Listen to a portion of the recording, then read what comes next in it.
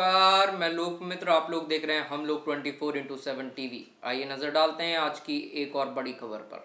हरियाणा सरकार को 29 तक का अल्टीमेटम, कर्मचारियों की अब अनिश्चितकालीन हड़ताल की तैयारी।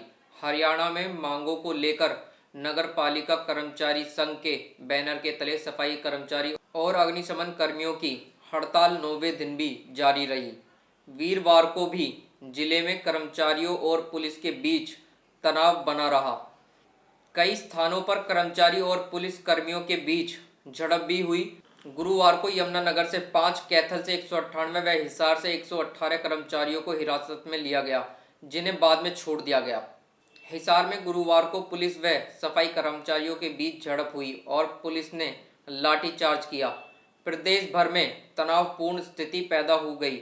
सरकार की तरफ से बातचीत के लिए कोई बुलावा नहीं आने पर अब कर्मचारी संघ ने हड़ताल को अनिश्चितकालीन करने की तैयारी कर ली है। संघ ने चेताया है कि अगर 29 अक्टूबर तक मांगों का समाधान नहीं किया गया तो हड़ताल का ऐलान किया जाएगा। प्रदेश में 19 अक्टूबर से 40,000 सफाई कर्मचारी और अग्निशमन कर्मियों की हड़ताल जारी है। 16 सूत्रीय मांगों को लेकर आंदोलन कर रहे कर्मचारियों की एक बैठक निकाय मंत्री के साथ हो चुकी है, लेकिन उसमें कोई समर्थन नहीं बन पाया। वहीं प्रदेश के विभिन्न शहरों में पुलिस व सफाई कर्मचारियों के बीच तनावपूर्ण माहौल है। हल्की झड़प भी हुई है। बुधवार को करनाल में 32 कर्मचारियों के खिलाफ केस दर्ज तक हो चुका है। उनको न्यायिक हिरासत में भेज दिया गया। नगर पालिका कर्मचारी संघ हरियाणा के राज्य प्रधान नरेश कुमार शास्त्री ने कहा कि जब तक उनकी 16 सूत्रीय मांगों का समाधान नहीं किया जाता, आंदोलन जारी रहेगा। 29 अक्टूबर की हड़ताल के बाद आगामी फैसले लिए जाएंगे। इसमें हड़ताल को अनिश्चितकालीन करने का फैसला लिया जाएगा।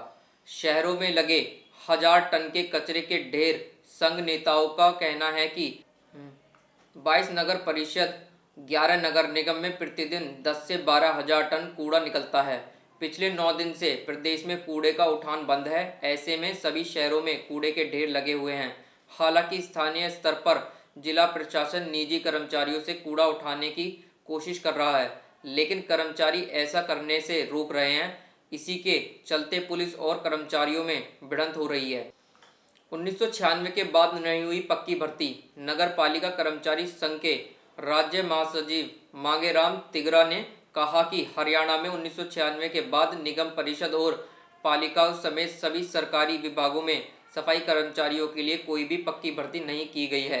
2014 से पहले सरकार ने विभाग में ठेका प्रथा समाप्त करके सभी सफाई कर्मचारियों को विभाग के रोल पर लेने का निर्णय किया था, जिससे सरकार ने निरस्त कर दिया। इतना ही नहीं, अब सरकार विभाग के रोल पर आए हुए कर्मचारियों को भी हरियाणा कौशल रोजगार निगम के तहत हमेशा के लिए कच्चे पर रखने पर अड़ी हुई है। ऐसे ही हालात ग्रामीण सफाई कर्मचारी के रोजगार के हैं। सफाई कर्मचारियों के समर्थन में उतरा मजदूर संगठन सीटू। हरियाणा में सफाई कर्मचारियों के चल रहे आंदोलन को और मजबूती मिली है। मजदूर संगठन सीटू ने कर्मचारियों की मांगों का समर्थन किया है। साथ ही 31 अक्टूबर को प्रदेश भर के सभी जिलों में मजदूर सरकार के खिलाफ सड़कों पर उतरेंगे।